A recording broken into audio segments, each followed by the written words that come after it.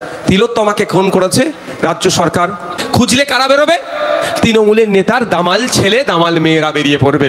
তিলোত্তমাকে খুন হতে হয়েছে আপনার জন্য, আপনাদের জন্য বলে রাখছি। তিলোত্তমাকে খুন হতে হয়েছে আমাদের জন্য, এটা মাথায় রাখবেন। ওই যে হসপিটালটা আছে, ফেক ঔষধ দেওয়া হতো, শুনলাম ডুপ্লিকেট স্যালাইন দেওয়া হতো, ওখানকার ওটি রুমের মধ্যে মচ্ছব করতো। এর প্রতিবাদ আপনার আমার বাড়ির মেয়ে তিলোত্তমা করেছিল।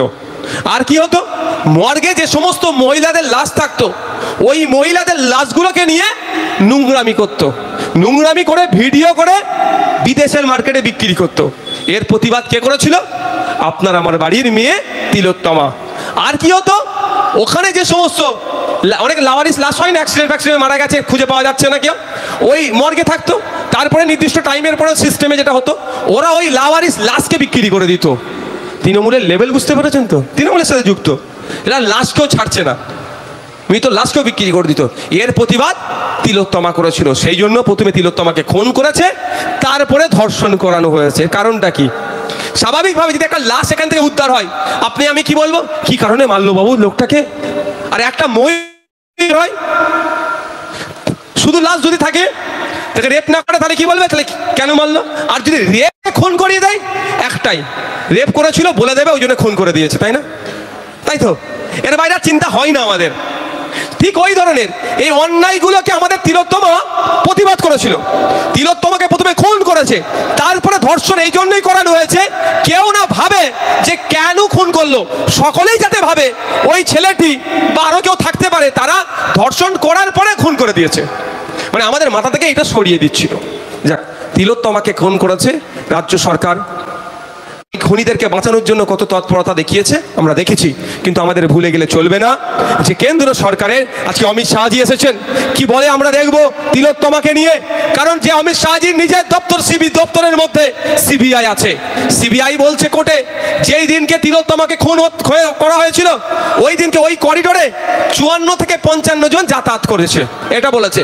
কিন্তু ওই 54-55 জনকে সিবিআই খুঁজে পাচ্ছে না। হতে পারে দিল্লি থেকে এসেছে, নাও খুঁজে পেতে পারে, কিন্তু খোঁজার তো চেষ্টা কি করেছে সিবিআই? আমি বলছি সিবিআই খোঁজার চেষ্টা করেনি। আমি যদি ভুল বলি, বিজেপি তো আমার বিরুদ্ধে মামলা করবেই, তৃণমূল কিন্তু ছাড়বে না, এটা মাথায় রাখুন। 54 থেকে 55 জনের ওইখানে ওই যখন খুন হয় তার মধ্যে ছিল, কিন্তু খুঁজে পাচ্ছে না। ভাই, খুঁজে পাওয়ার চেষ্টা করলে তো খুঁজে পাবে। খুঁজলে কারা বেরোবে? তৃণমূলের নেতার দামাল ছেলে দামাল মেয়েরা বেরিয়ে পড়বে। নেতা বা নেতার আশপাশের জ্যাঠার ছেলে, মামার ছেলে, খালার ছেলের আত্মীয় স্বজন বেরিয়ে পড়বে। ওই জন্য ধামাচাপা দাও।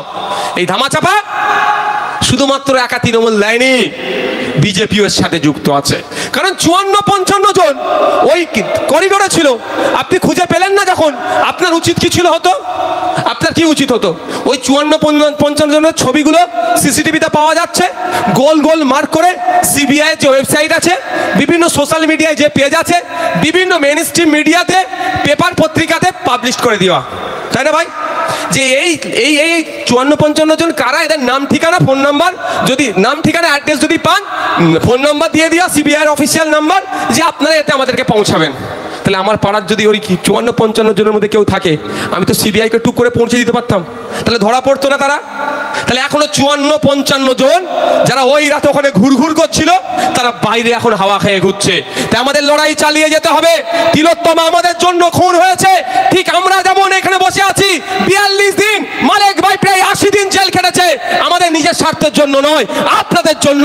রুটি কথা বলেছিলাম, শিক্ষার দাবি ছিল, স্বাস্থ্যের দাবি ছিল, মানুষের মৌলিক অধিকারের কথা বলেছিলাম, সম্প্রীতির কথা বলতাম, ঐক্যের কথা বলতাম, হিন্দু মুসলমানের মধ্যে যাতে কমিউনাল হারমোনি গড়ে ওঠে তার কথা বলতাম।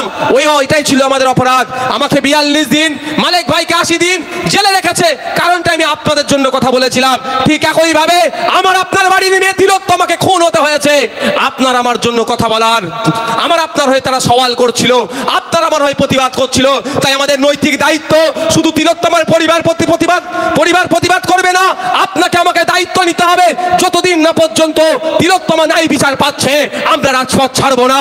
আমরা যেখানে যাব, সেখানে উঠা বসা করবো, সেখানে একটাই চর্চা, যে একটা ডক্টরকে তার হসপিটালের মধ্যে খুন করে দেওয়া হলো, এখনো যারা যারা যুক্ত শাস্তি পাচ্ছে না কেন, এই নিয়ে চর্চা করতে হবে।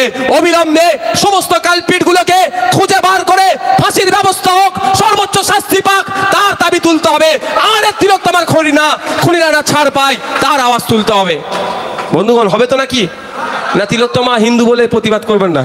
হ্যাঁ, এইটাই তো না হয়ে যায়। একদম ওই বিজেপি তৃণমূলের পাল্লায় পড়ে যাবেন না। ধর্ম দেখে প্রতিবাদ ও ধ্বংসের আলামত, বুঝতে পারছেন? এরা চাইছে বিজেপি তৃণমূল।